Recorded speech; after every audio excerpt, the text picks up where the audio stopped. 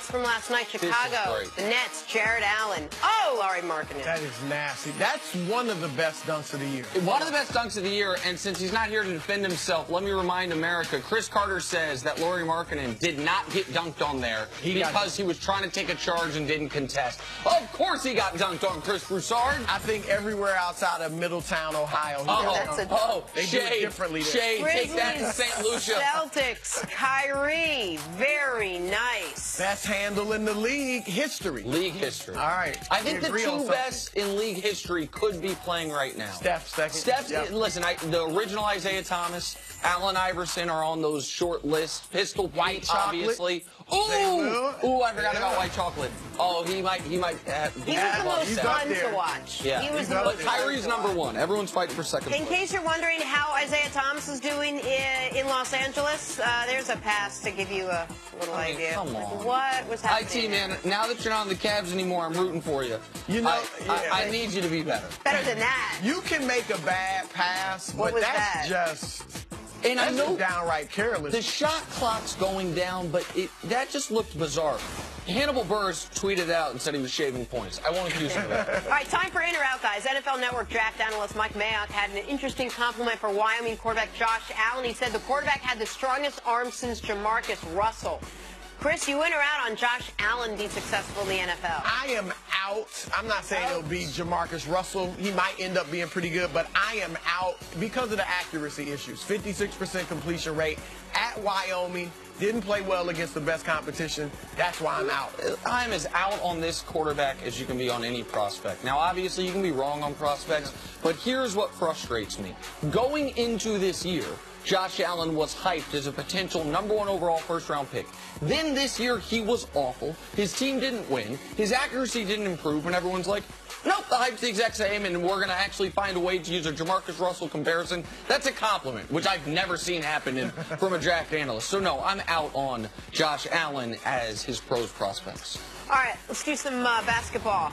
Kawhi Leonard. Reports are he could be returning to the Spurs in a few weeks. Nick, you in or out on Kawhi Leonard making the Spurs contenders in the West? I'm in. I think they would clearly be the third most likely to come out of the West behind Golden State and Houston. But I watched this Spurs team. I know it was only 2.5 quarters, but put it on the Warriors. They gave the Warriors the most trouble, seemingly, of any team in last year's playoffs. Until Kawhi got hurt. Who hurt him again?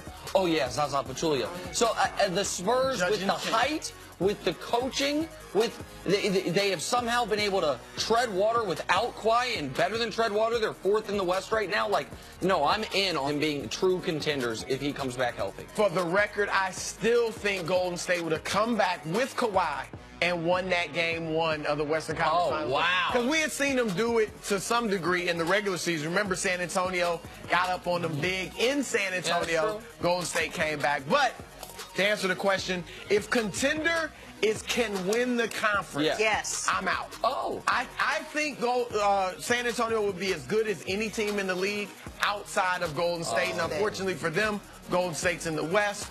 Spurs cannot beat Golden State in a 7-game series. All right. Moving on, Lonzo Ball had a solid performance, scored 13 points, did not miss a shot last night. He had an up-and-down rookie season as a whole, but Nick Wright, you in or out on Lonzo Ball breaking out? Now we're going to say next year. I'm in. I'm a buyer on Lonzo Ball. We have seen over the last 18 games, 43% from the field, 39% from 3, which is more than passable. 35% from 3 would be good. 39% from 3 would be 35% would be fine. 39% is really good. I think he's going to continue to improve. I don't think anything's going to be as hard for him as the first month of his NBA career with all the scrutiny. And I think Brandon Ingram will be better. Kyle Kuzma will be better, which will help him. I am in on Lonzo Ball breaking out fully next season. I'm with you in being a fan of Lonzo's game, but I am out on this because I may be judging by a high standard, but I'm thinking, is breaking out one of the better guards in the league, an all-star? He's obviously not going to be an all-star in the West.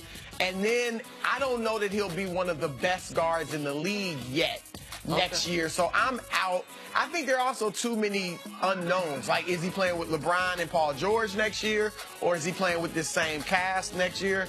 I don't know. Is he better if he's playing with LeBron next year? Yes. Yes.